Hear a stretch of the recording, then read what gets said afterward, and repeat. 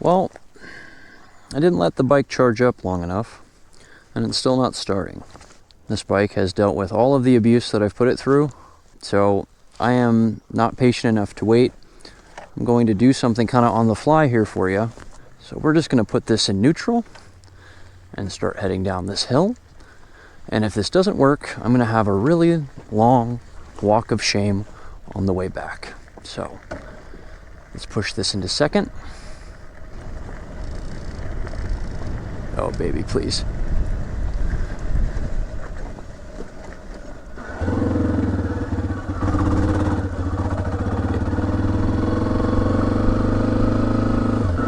Okay. So that's called a bump start. I was nervous for a second that it wasn't going to start, and then I remembered to let out on my clutch. It started right up.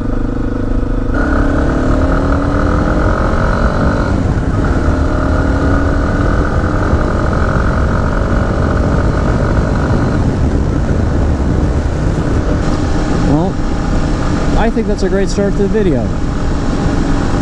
So welcome. My name is Natty, and today we are riding the 2017 XT250. I got this bike in July of 2022. My first ever motorcycle. I'm the second owner. Today we're just going to do a quick walkthrough, just like the title of the video says. I'm going to show you what type of accessories I put on the bike, what is coming to the bike later on, and some nice to haves. I have no idea if this bike is going to start again if I shut it off, so hopefully I have enough battery in my phone to call a friend of mine to pick me up if that's the case. Alright, well, the sun is showing its face again, which is nice, so let's just hop straight into this, okay? You know, for starters, I think one of the most recent things that I've put on are these Acerbis handguards. The previous owner had kind of a flimsy off-color blue handguard. I can't remember the brand on these, but they're really large. And when I took my endorsement test, I actually took it with this bike, not with the bags and stuff on it, but I took the test, and they just had a hard time seeing if I was covering my clutch or how I was using my brake. And so if you're going to be taking your test, either use the bikes they provide or take your handguards off, or at least go with something a little bit more low profile. So these are injection molded. They're really, really solid. I really like them, and I don't feel like I get a whole bunch of air, going over my hand when I'm riding at high speeds. My friend, the Driver's Market, he told me that I really needed to get myself some sort of windshield, some sort of wind protection on the front of my motorcycle. And usually I'm the kind of guy that just waits until I need something to get it. It doesn't mean I'm not proactive, but I definitely took his advice. You hear that in the back? I definitely took his advice, and I got this before I even had probably 30 miles on the motorcycle. And I really like it. It's a complete lifesaver. It helps protect me from bugs and rocks and other stuff that might chip up at you when you're riding on the road. So yeah, I really would recommend getting something like that. It's been really great. So these ram mounts and mirrors, this is something the previous owner put on, and I gotta say, I absolutely love them. Not that I don't like Yamaha, mirrors and stuff, but I really like this. This is elevated, and eventually I'd like to get a second GoPro to do a little shot, back at me while I'm riding the bike. And I can just take one of these mirrors off and then put the GoPro on here, elevate this forward, and get that pretty easy shot. They've done everything that I need them to do, and they perform well. Let's take a look at the kind of bottom of the motorcycle. You see two things that are significant. One, my skid plate's pretty dirty, and not completely from dirt. A little bit of that is oil. Not from leaking, but I did my oil change probably about 100 miles ago, and got a little bit of oil down there. So, but the skid plate's great. Just recommend everybody get one. And then the foot pegs. I don't know what foot pegs these are, guys, but they're really aggressive. They got spikes that come up. They grip your feet really well. If you're a new rider and you're not comfortable with just kind of the stock foot pegs or kind of how small they are, you don't feel like they give you enough grip, these definitely give you enough grip. I love them. A little bit of probably not any dragging. I'm not doing any dragging in this thing, not leaning that hard, but you can take a few impacts from rocks and hold its own. So seriously, those foot pegs have been excellent as well. And then moving on to the rear, this little rear rack that we have, you don't see it too well because it's covered in, you know, Tusk and Pelican gear, but that is a rear rack from Cycle Racks. And since most of the riding that I do is off-road, having a really nice, you know, large, you know, tail in the rear for a lot of space and a lot of storage has been really useful. And obviously I've used quite a lot of the space in the back. You know, these are Tusk Olympus pannier bags. They have a 40-liter capacity each. I consider getting some, you know, some hard panniers, some hard packs on the back, but they're more expensive. And like I said, I'm a newer rider and I take it off road, so I'm going to put the bike down, and I don't want to, like, you know, scrape up the you know, hard packs on the side. You know, maybe they have a powder coating and then they scrape up and then they get rust on them. It's, you know, what a horrible way to treat a couple, you know, $1,000 worth of luggage that you carry with you.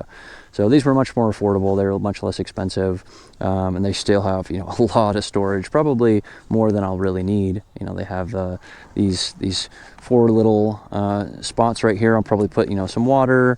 Might get some fuel cans as well, and put them in the back, little fuel bottles, and put them in the back here. I think that'll be really useful.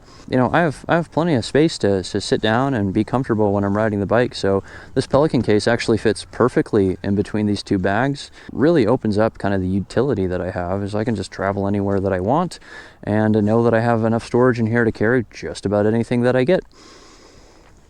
And then, you know, finally, also in the Tusk Olympus kind of realm is this front take bag. I don't know what type of capacity it is, but it's pretty large.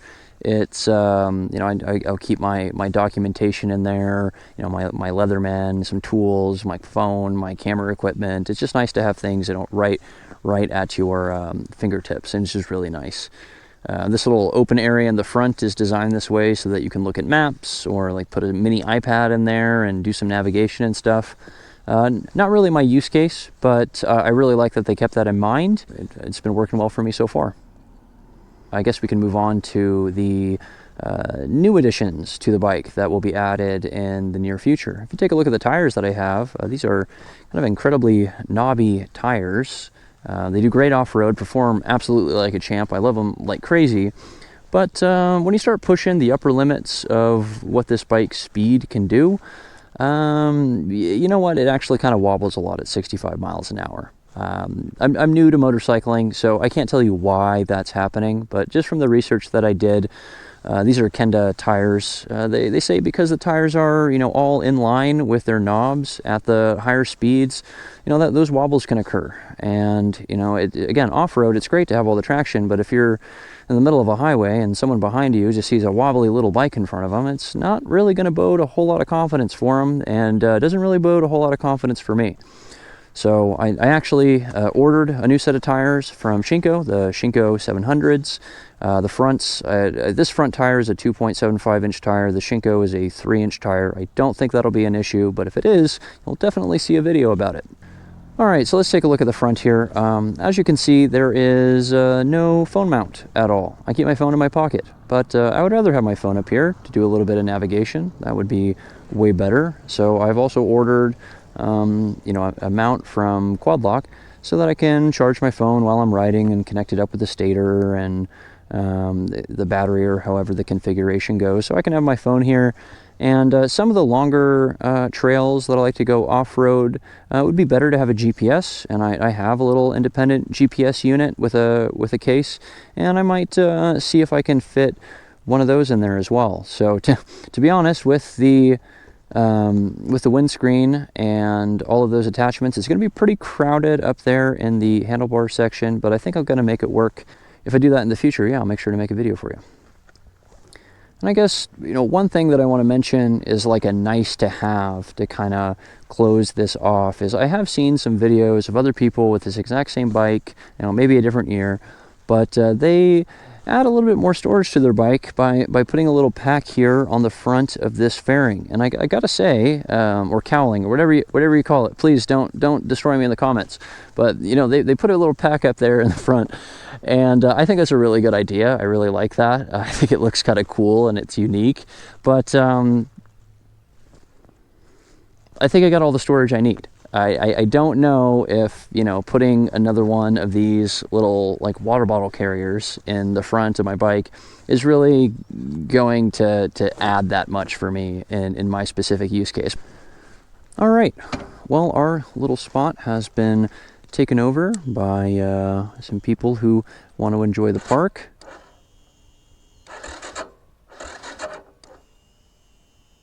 Uh-oh. Why didn't I just stay in a section where I could go downhill a little bit? Let's see. Let's see if I can do this.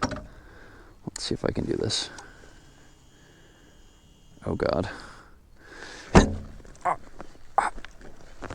not going to give up just yet. I'm not done making a fool out of myself.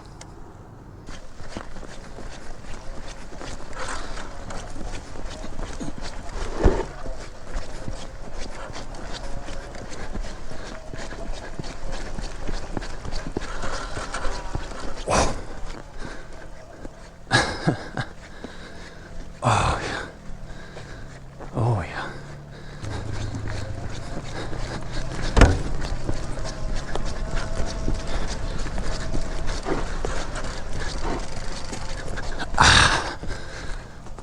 Nope. Not gonna happen. Killed it. Ooh. Oh, that's not good. Oh, that is not good at all.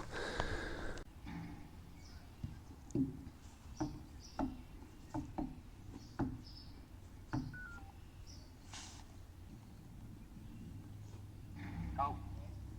You're not going to believe this. Yeah. The bike is dead. It's dead? Yeah. I want you to know this is a perfect example of why you should get a center stand, because you can pull the back wheel off the ground and spin it as fast as you can and just shift down into first real quick. You know what? That is a great idea. You cannot do that right now. Nope. I need me one of those. I know it. Costco.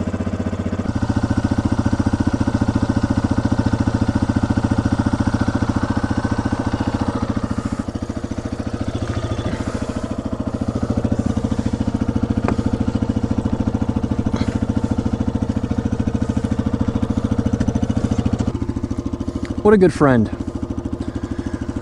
We should all be so lucky to have friends like those.